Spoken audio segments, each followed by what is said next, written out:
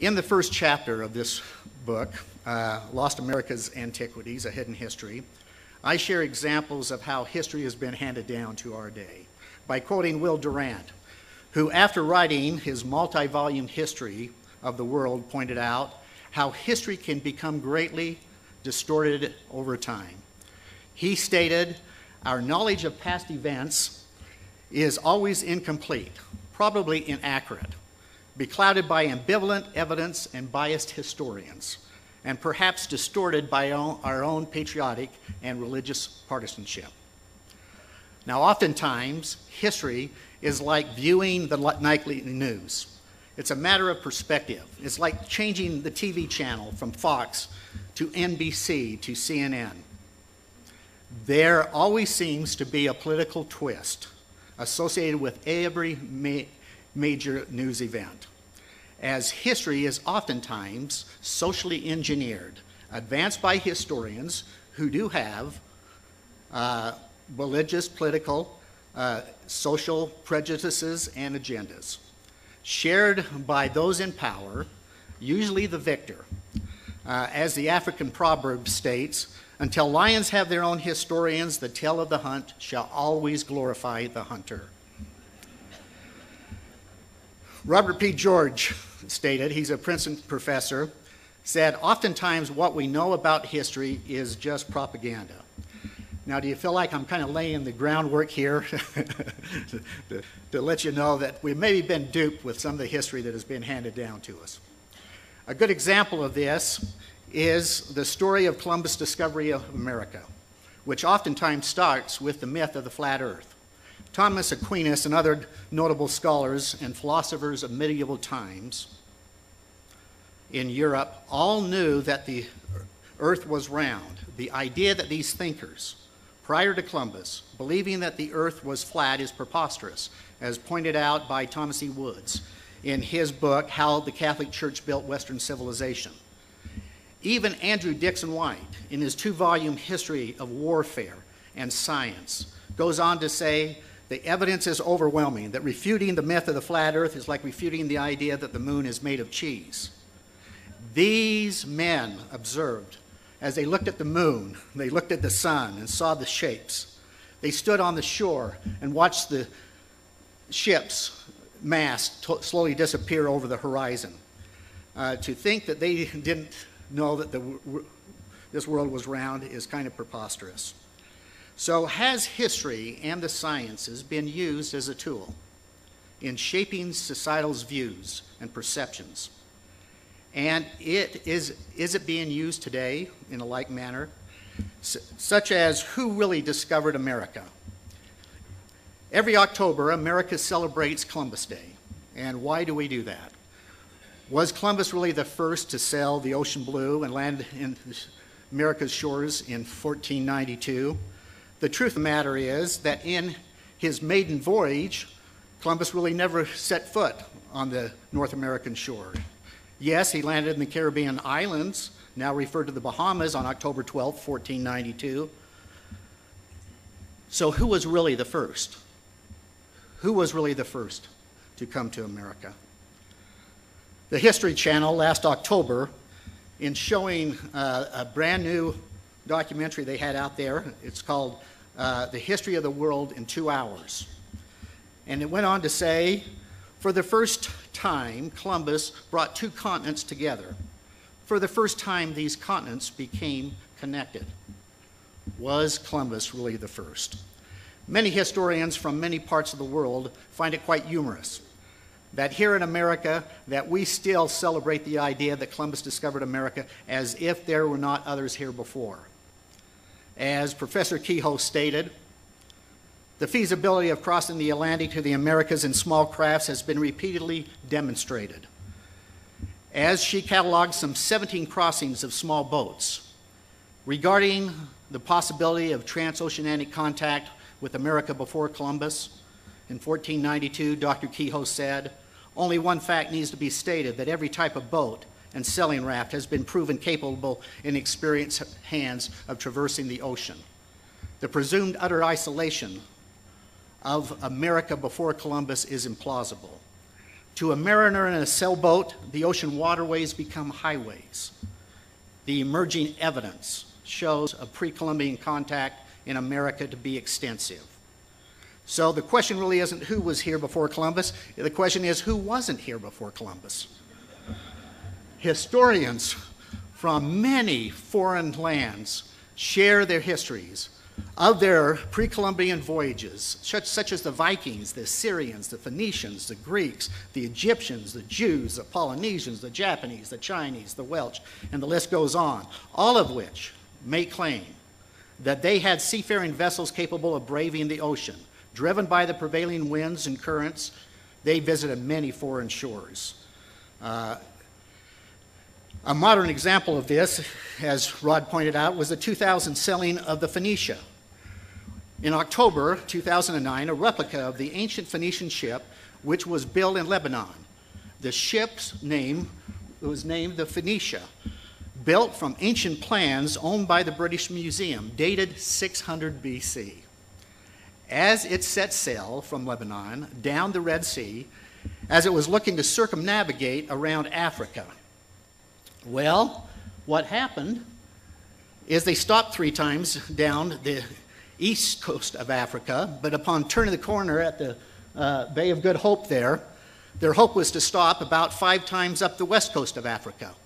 But it only had one big mast. It had a shallow hull, and it couldn't effectively tack back against the currents and the prevailing winds.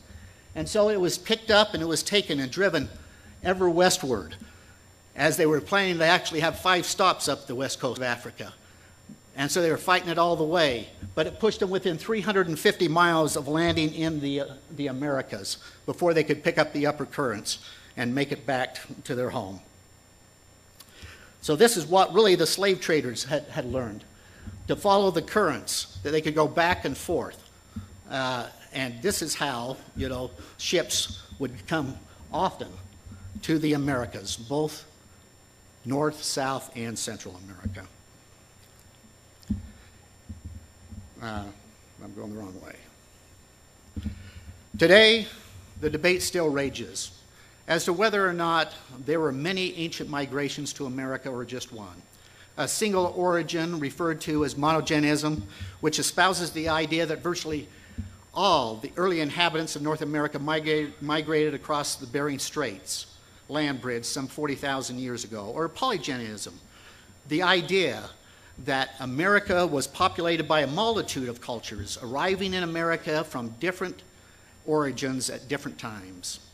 Since the middle 1900s, the U.S. government, ethnological community, elevated their efforts to classify the Indian tribes by assembling them in harmonious groups based on the relationship of blood, language, customs, belief, and grades of culture. It was found that within the area of the United States that there are spoken over 500 languages as distinct from one another as French is from English, and that these languages are grouped in more than 50 linguistic families, along with a large number of diverse linguistic families from hundreds of different tribes that existed here in North America. Many of these tribes have been found to have differing traditions, DNA, and oral histories, making it more increasingly difficult to hold to the traditional view that virtually all the North American Indians came across the Bering Straits, as espoused by Lewis Henry Morgan and other mainstream anthropologists today. Dr. Donald Yates, a DNA expert, who is actually part Cherokee, in which we interview in our documentary, he said, as a DNA expert, he says, well, it wasn't my family that was chasing woolly mammoths across the Bering Straits 40,000 years ago. He says, in fact, I know better. Mine, I followed the DNA, and I can trace my family to the hills of Galilee. So,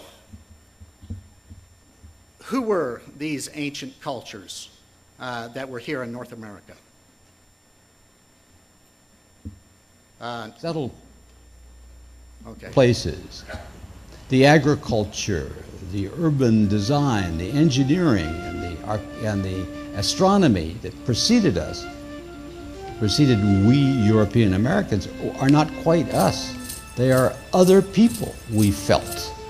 And in the European American tradition, there's a long, long history of our saying to ourselves, oh no, no, that's those people. And those people can't be as good as us people. They couldn't have built those great big things.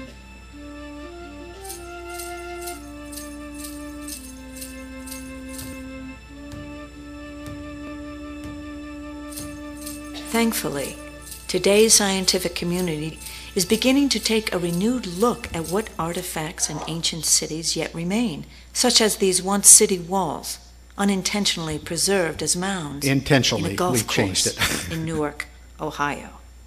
I'm standing here at the parallel walls that connect the gigantic octagon with a large circle.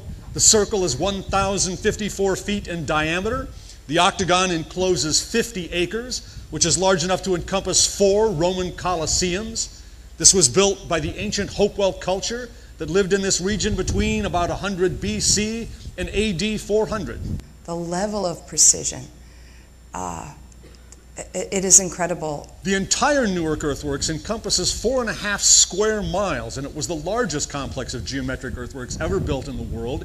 It includes 2 circles, a gigantic octagon, a square. But actually what we call the Hopewell culture, things like it at least, and things related to it, covered much of eastern North America in different parts. As far south as Florida, as far west as Kansas City, as far east as perhaps New York. They had to be incredibly sophisticated to be able to build these mounds perfectly, in unison to an octagon shape and a circular shape. It's clear that they rival, by any scale, any other cultural achievement in the world. The Great Pyramids, the Great Wall of China, the Roman Colosseum. I'm not that surprised by it.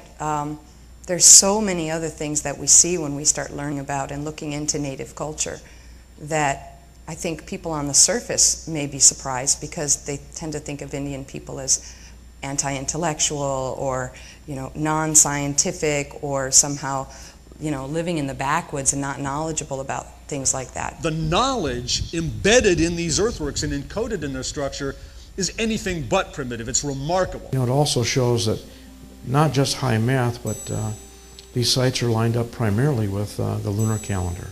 They had high math, they understood geometry, and because of the lunar calendar, they also understood the heavens, astronomy.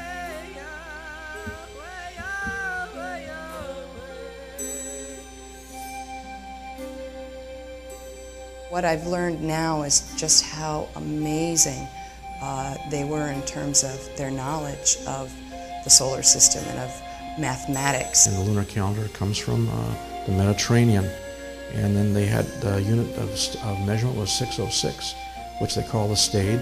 One side of the Great Pyramid from the base to the tip of the apex is 606 feet. If you square inside the octagon, which the surveyors like to call, it's a term they use, squaring the circle, and you divide that up into 4 equal parts inside of cubes, you'll find those cubes are all made of 606-foot lines per cube side. The angle of the Great Pyramid of Egypt runs 51.8 degrees up the slope from the base to the angle. That measurement is there, and when you come off of the baseline at Newark and you go true north and then measure that angle back to the baseline, what do we find?